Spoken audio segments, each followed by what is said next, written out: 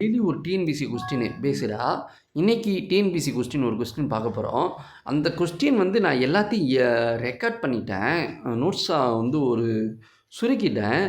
அந்த நோட்ஸ் மூலியமா தான் நான் எடுத்து நான் உங்களுக்கு என் ஹேண்ட் ரிட்டன் நோட்ஸ் தான் இது. இதுனா ஈஸியா இருக்கும். கொஸ்டின் பேப்பரோட இது மட்டும் எது எது முக்கியமான பாயிண்ட்ட மட்டும் தான் நான் நோட் பண்ணியிருக்கேன். GK question only.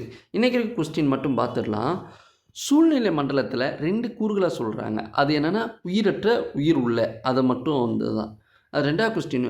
ஒரு பொருளை அதுக்கடுத்து அது மெமரைஸ் பண்றாங்கன்னு சொல்றாங்கல்ல. ஒரு பொருளை பின்னர் நினைவில் கொள்வது அப்படின்னா தக்க வைத்தல். அது வந்து சயின்ஸ் கொஸ்டின் இப்படி ஒரு கொஸ்டின் குரூப் ஒன்லயும் சரி, எதுலாச்சும் ஒரு கொஸ்டின் கேட்டுக்கிட்டே இருப்பாங்க. என்னன்னா பொருளை தெரியாமல் கற்றல். அதுக்குடைய என்ன மீனிங்கு அப்படின்லாம் நிறைய இது இதே மாதிரியே வரும். அப்புறம் ஒரு பொருளை பின்னர் நினைவில் கொள்வது தக்க வைத்தல். இம்யூனோக்ளோசிங் அப்படின்னா மகரந்தத்தாளை நீக்குவதா, மகரந்தத்தாள்களை நீக்குதல். இம்யூனோக்ளோசிங் அப்படின்னா டீசல் எரிபொருளை பற்ற வைக்கும் தரத்தை கண்டறிவது. அதுக்கு என்ன சொல்கிறாங்கன்னா, டீசல் வேகமாக பிடிக்கிறது அப்படின்னு எந்த தரத்தில் சொல்கிறாங்கன்னா, சிடோன் அந்த தரத்தில் சொல்கிறாங்க. வைரம் போன்ற மிக கடினமான சேர்மங்கள் அது எதனால் ஆனது அப்படின்னா சிலிக்கான் கார்பனேட். வைரம் போன்ற மிக கடினமான சேர்மங்கள் எதனால் ஆனதுன்னா சிலிக்கா கார்பனேட். திசைவேகத்தில் மாறுபாடு வீதமே முடுக்கம் அப்படின்னு சொல்கிறாங்க. அடுத்து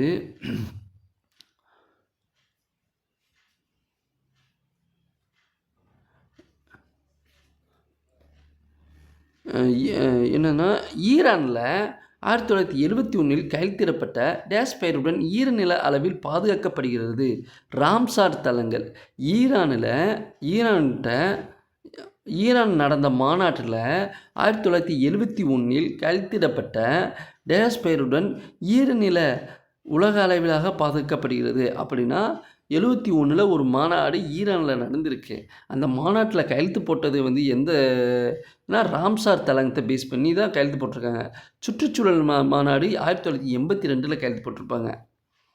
அதே மாதிரி தான் 71 போட்டது ராம்சார் தளங்களுக்கு. நிதி ஆணையத்தின் முதல் தலைவர் அப்படின்னா யாருன்னா, நிதி ஆணையத்தின் கேசி நிகோயி. நிதி ஆணையத்தின் முதல் தலைவர் கேசி நிகோயி. டேஷ் திட்டம் குறைந்த வருவாய் உள்ள மக்களுக்கு சுகாதாரமான பாதுகாப்பு அளிக்கிறது. குறைந்த வருமானம் உள்ள மக்களுக்கு சுகாதாரமான பாதுகாப்பு அப்படின்னா ஆயுஷ்மான் பாரத். இந்தியாவின் மிகப்பெரிய சதுப்பு நில காடுகள் அப்படின்னா சுந்தரவன காடுகள். மக்கள் தொகை தேக்க நிலை எந்த வருஷம் டு எந்த வருஷம் நடந்துச்சு? 1901 to 21 தான் மக்களினுடைய தேக்க நிலை நடந்துச்சு. அத்திப்பூர் புலிகள் சரணாலயம் எங்கே இருக்குது? பத்திரிப்பூர் புலிகள் சரணாலயம் எங்கே நடக்குன்னா கர்நாடகாவில் இருக்குது. பத்திரிப்பூர் புலிகள் இந்தியாவில் கங்கையும் யமுனையும் கூடும் இடத்தை என்ன சொல்கிறாங்கன்னா அலகாபாத் அப்படின்னு சொல்கிறாங்க. இமயமலையில் ஹாலாஹ்லாம்ஸ் ஸ்புட்டிக் எங்கே அமைந்துள்ளதுன்னா இமாச்சல இமயமலை 3 டைப்பாக பிரிப்பாங்க. என்னென்னா இள இமயமலை, நடு இமயமலை, முதிர் இமயமலைன்னு. அந்த இமயமலையில் இளம் இமயமலையில் தான் லாலா ஹில் ஸ்புட்டிங் அமைந்துள்ளது அப்படின்னு சொன்னது. எந்த இமயமலைனா இமாச்சல் இமயமலை. இந்திய அரசியலமைப்பில் அங்கீகரிக்கப்பட்ட மொழிகள் எண்ணிக்கை எத்தனை? 22. வேறுபட்ட தனித்துவமிக்க மொழிகள் மற்றும் கலாச்சாரத்தை உடைய மக்கள் பாதுகாப்பில் தொடர்புடைய இந்திய அரசியலமைப்பு விதம். வேறுபட்ட தனித்துவமிக்க மொழிகள் மற்றும் கலாச்சாரத்தையும் மக்களின் பாதுகாப்பில் தொடர்புடைய இந்திய அரசியலமைப்பு பிரிவு 29ல் இதுதான். இந்த கலாச்சாரத்தை பேஸ் பண்ணி தான் இதனால் ஜல்லிக்கட்டுக்கு உத்தரவு தந்தது இந்த ஆர்டிக்கல் 29ல். ஹம்பி நதி டேஷ் நதிக்கரையில் அமைந்துள்ளனா துங்கபத்ரா நதிக்கரையில் இடையில அமைந்திருக்கா. கம்பி நதிக்கரை வந்து எந்த ஆற்றங்கரையில் என்னென்னா விஜயநகர பேரரசனுடைய தலைநகரம் கம்பி. அது எந்த நதிக்கரை ஓரமாக அமைந்திருக்குன்னா துங்கபத்ரா நதிக்கரை. எந்த சுல்தான் போது சில்வர் நாணயத்திற்கு டாங்காவும் காப்பர் நாணயத்துக்கு ஜிட்டல் அப்படின்ற 2 நாணயத்தை பயன்படுத்தினா இலுதுமிஸ். இந்த சில்வர் நாணயத்திற்கு டாக்கா, சில்வர்னா டாக்கா, காப்புன்னா ஜிட்டல். காப்பு இந்த போட்டோன்னா ஜிட்டல். அப்போனா இழுது மிஸ். இந்த தஸ்லபேதா யாரால் வந்து எழுதப்பட்டதுன்னா ராமதாஸ். இந்த தஷபோதா அப்படின்னா ராமதாஸ். சிவாஜியின் ஆன்மீக குரு ராம்தாஸ். சிவாஜியின் ஆன்மீக குரு யார்? ராம்தாஸ் தான். தசபோதா அப்படி எழுதப்பட்டது யாருன்னா ராமதாஸ் தான். சிவாஜியின் ஆன்மீக குருவும் ராமதாஸ் தான். பாமனி சாம்ராஜ்யமும் விஜயநகர பேரரசும் டேஸ் அடிக்கடி நிலப்பகுதிக்கு மோதிக்கிட்டே இருப்பாங்க. அப்படின்னா ரெய்சூர் பகுதி.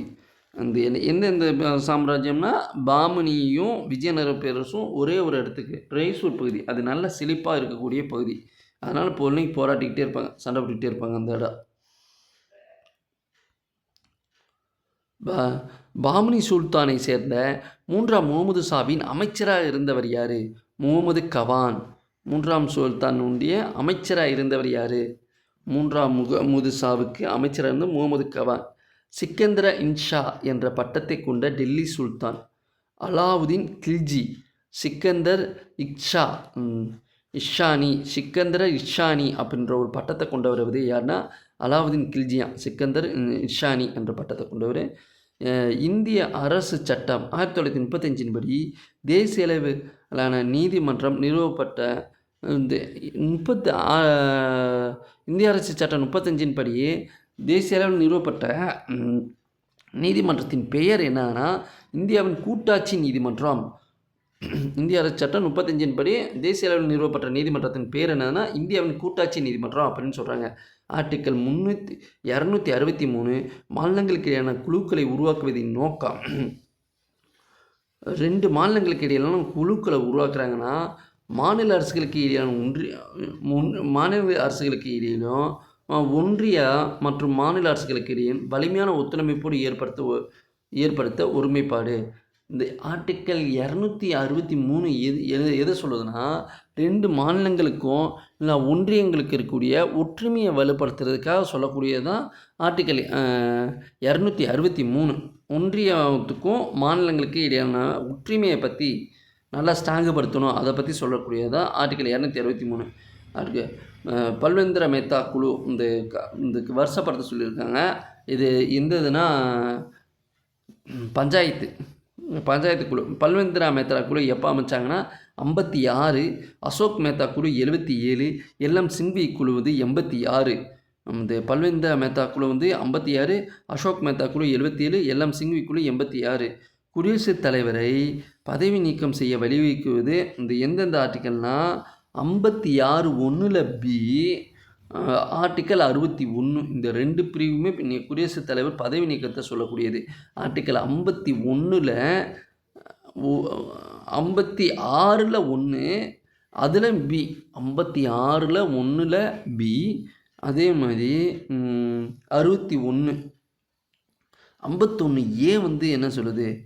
56(1)ல் பி தான் குடியரசுத் தலைவர் பதவி நீக்கத்தை பற்றி சொல்லுவோம். 51A வந்து அடிப்படை கடமையை பற்றி சொல்லும். ஆர்டிக்கல் 5 வந்து எதை சொல்லுதுன்னா இந்திய குடியுரிமையை பற்றி சொல்லக்கூடியது. இந்தியாவின் தகவல் அறியும் உரிமை சட்டத்தால் மக்களிடம் உருவாக்குவது என்னென்னா சமூகத்தின் உச்சரிக்கை. என்னென்னா தகவல் அறிவு மூலமாக சமுதாயத்தில் மக்களுடைய பங்கு முக்கிய பங்காற்றுகிறது அப்படின்னு சொல்லக்கூடியது. 2011 கணக்கெடுப்பின்படி 54% தொழிலாளர்கள் எந்த துறையை சார்ந்திருக்காங்க அப்படின்னா விவசாயத்துறையை சார்ந்திருக்காங்க. 54.6% தொழிலாளர்கள். நில சீர்திருத்த நடவடிக்கை தொடர்புடையது அப்படின்னா இடைத்தரகர்களை ஒழித்தல், நில குத்தகை சட்டம், நில உச்சவரம்பு சட்டம், இது எல்லாத்தையுமே நில சீர்திருத்தத்தோடு தொடர்புடைய நடவடிக்கை. நில சீர்திருத்தத்தோடு தொடர்புடைய நடவடிக்கைனா இடைத்தரகர் ஃபஸ்ட்டு ஒழிக்கணும். அடுத்து நிலத்தின் குத்தகை சட்டம், அடுத்து நிலத்தின் உச்ச வரம்பு, அது எல்லாத்தையும் நிர்ணயிக்கிறதா நில சீர்திருத்த சட்டத்தை அப்படின்னு சொல்கிறாங்க. ஜிஎஸ்டி ஃபஸ்ட்டு அறிமுகப்படுத்தப்பட்ட நாடு அப்படின்னா ஃப்ரான்ஸு. அந்த நாடு எப்போ அறிமுகப்படுத்தினா 1954 ஜிஎஸ்டியை ஃபஸ்ட்டு அறிமுகப்படுத்துகிறாங்க. அவருக்கு இது மத்திய அரசின் முக்கியமாக அறிமுகப்படுத்தப்பட்ட நிதி சீர்திருத்த வசதி எந்த நிதிக்குழுவில் கொண்டு வரப்பட்டது அப்படின்னா நிதி சீர்திருத்த வசதி அப்படின்னா 12வது 12வது நிதிக்குழுவில் தான் நிதி சீர்திருத்த வசதி அப்படின்னு சொல்கிறது 12வதுல நிதிக்குழு மூலியமாக தான் கொண்டு வரப்பட்டது. நிதி சீர்திருத்த வசதி அந்த வார்த்தையை நிதி ஆயோக் அப்படின்னு சொல்கிறாங்களே, அதோடைய ஃபுல் ஃபார்ம் என்னதுன்னா national institution for transforming India. National institution for transforming India 1944 Gandhi திட்டத்தை உருவாக்கியவர். 1944 காந்தி திட்டத்தை உருவாக்கியவர் ஸ்ரீமன் நாராயணன். திராவிட மாவோ அப்படின்னு அழைக்கப்பட்டவர் அண்ணாதுரை. திராவிட மாவோ. இந்த பூர்ண சுயராஜ்யம் எப்போது அறிமுகப்படுத்தப்பட்டது அப்படின்னா, பூர்ண சுயராஜ்யம் வந்து என்னென்னா முழுமையாகவே சுதந்திரம் வேணும் அப்படின்னு அறிவிக்கப்பட்டது எப்போனா 26 ஜனவரி 1930. பூர்ண சுயராஜ்ய தினத்தை கொண்டாடினது இந்த தினம்தான். ஆனால் குடியேற்றப்பட்டனது 1929 டிசம்பர் 30 குடி ஏற்றிடுவாங்க. எங்கே ஏற்றுவாங்கன்னா, ராவி நதிக்கரையில் லாகூரில் நடந்த மாநாட்டு ராவி நதிக்கரையில் ஏற்றிடுவாங்க. யார்? ஜவஹர்லால் நேரு தலைமையில். ஆனால் கொண்டாடினது சுயராஜ்யம் முழு சுதந்திரம் அடைந்து விட்டோம் அப்படின்னு கொண்டாடப்பட்ட ஆண்டு வந்து எப்போனா 1930 ஜனவரி 26. அடுத்தது இந்தியாவில் நடந்த முதல் சத்தியாகிரக இயக்கம் எதுனா சம்ரான் சத்தியாகிரக இயக்கம் தான். இந்தியாவில் நடந்த முதல் சத்தியாகிரக இயக்கமே சம்ரான் சத்தியாகிரகம். யார்? காந்தி நடத்தியிருப்பார் சத்தியாகிரகம். முதல் சத்தியாகிரகம் சம்ரான் சத்தியாகிரகம். காந்தியடிகள் தண்டி யாத்திரை சமர்பதி ஆசிரமத்திலிருந்து எப்போது தொடங்கப்பட்டது அப்படின்னா 12 மார்ச் 30 12 மார்ச் 30 வந்து அங்கேருந்து தொடங்குறாரு. தமிழ்நாடு நீதி கட்சி எத்தனை ஆண்டு ஆட்சி செஞ்சுன்னா 13 ஆண்டுகள் ஆட்சி செஞ்சுருக்கு. 1748 வங்காள ஆட்சிய சங்கா நிர்வாக்கு காரணமாக இருந்தவர் வில்லியம் ஜோன்ஸ். வங்காள ஆசிய சங்கம் நிறுவ காரணம் இருந்தவர் வில்லியம் ஜோன்ஸ். அடுத்தது துறைமுக நகரம் அப்படின்னா பழங்காலத்தில் புகார், கொர்க்கை, தொண்டி இதெல்லாம் துறைமுக நகரம். துறைமுகம் அல்லாத நகரம் என்னென்னா உறையூர். மதுரையில் இருக்கிற உறையூர். துறைமுகம்னா புகார், கொர்க்கை, தொண்டி இதெல்லாமே துறைமுக நகரம் தான். துறைமுக நகரம்.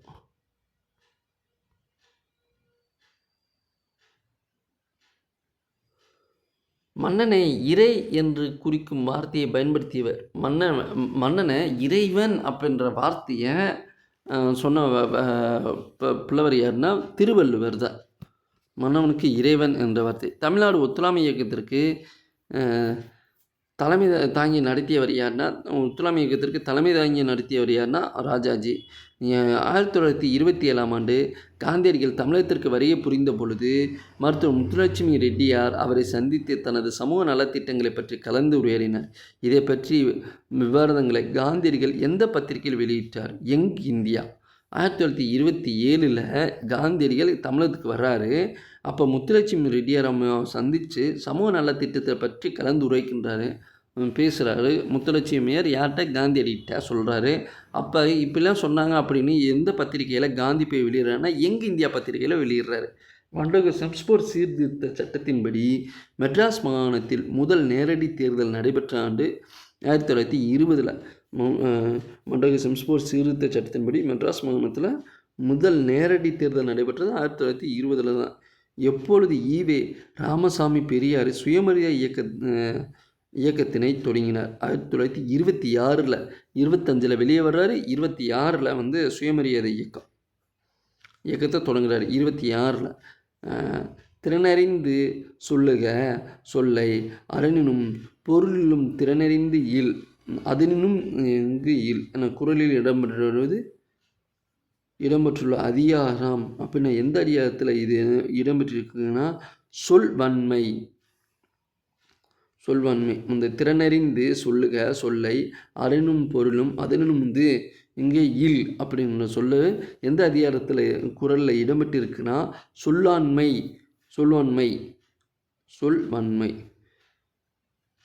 செருகு நல்லாட்சி நல்ல நாட்டிற்கு அழகு அது என்ன திருவள்ளுவர் சொல்வது? ஒரு நல்ல நாட்டிற்கு அழகாக இருக்கிறது அப்படின்னு திருவள்ளுவர் சொல்வது என்னன்னா, செல்வமும் விளைச்சலும். மரங்கள் தமக்காக வாழ இந்த பிறருக்காக வாழ்கின்றன. எந்த ஜீவனும் எந்த ஜீவர்கள் மனிதருக்கு கொடுமைகள், இழுபறி, வெட்டி வளைத்தல், உடைத்தல் போன்ற எதுவுமே செய்கிறதில்ல. மனுஷன் மட்டும்தான் அப்படி செய்கிறான் அப்படின்னு எந்த குறள் திருக்குறள் இதுக்கு ஒப்பிட்டு சொல்கிறாங்க அப்படின்னா, ஒரு மரத்தை வெட்டுறாங்க, சாய்க்கிறாங்க, அடிக்கிறாங்க. ஆனால் அப்படி இருந்தும் மரம் ஒரு பலன் தானே தருது. இந்த குறளுக்கு இதுக்கு ஏற்ற ஒரு குறள் என்ன குறள்னா, இன்னாருக்கு செய்தாரை ஓர்த்தல் அவர் தன் நனயம் செய்தார்க்கு விடல். ஆனால் பொறுத்து கொள்ளுதல் அதிகாரத்தில் வரக்கூடிய ஒரு குறள் தான்.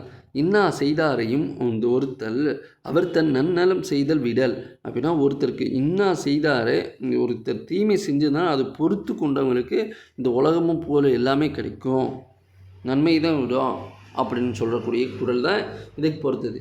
ஜியு போப் ஆங்கிலத்தில் மொழிபெயர்த்த முதல் தமிழ் நூல் அப்படின்னா எதுனா திருக்குறள்.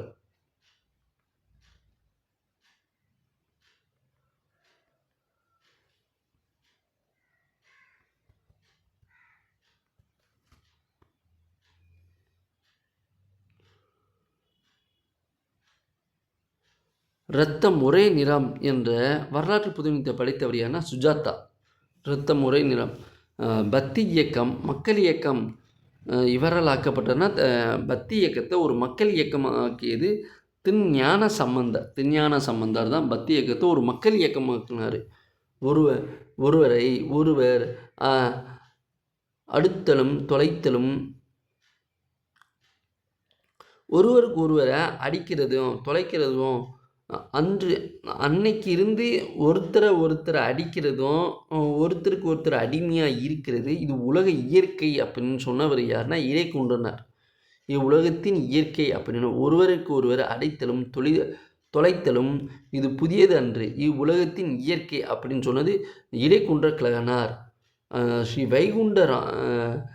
வைகுண்ட சாமிகளை பற்றி சொல்லக்கூடிய ஒரு சின்ன குறிப்பு என்ன, இவர் தன்னை பின்பற்றியவர்களை அன்புக்கொடி மக்கள் என்று அழைத்தார். அன்புக்கொடி மக்கள் அப்படின்னு இவர் தன்னை பின்பற்றியவர்களை அன்புக்கொடி மக்கள்கள் அப்படின்னு அழைச்சார்.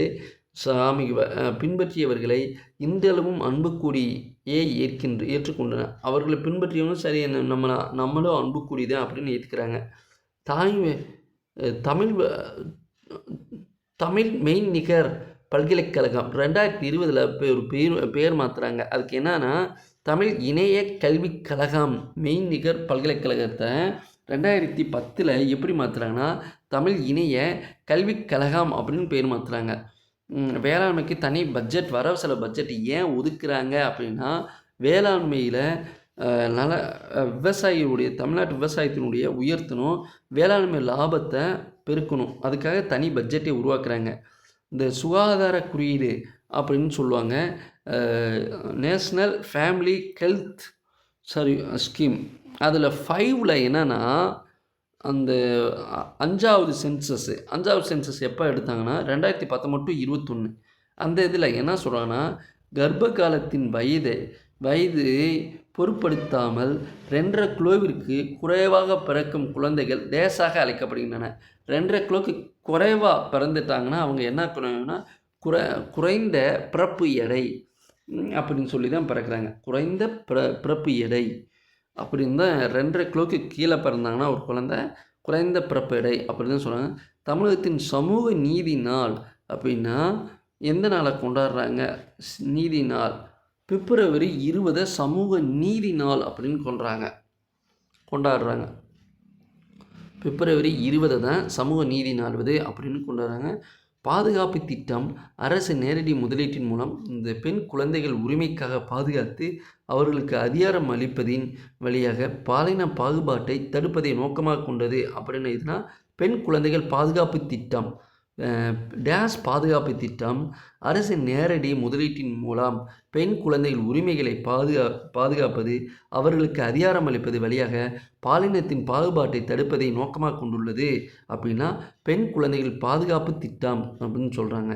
ஜவஹர் ரோஜ்கார் யோஜனா திட்டம் எப்போ கொண்டு வந்தாங்கன்னா 1989 கொண்டு வந்தாங்க.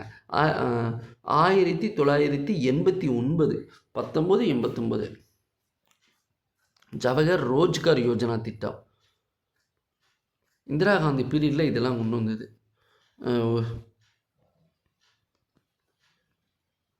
ஓகே.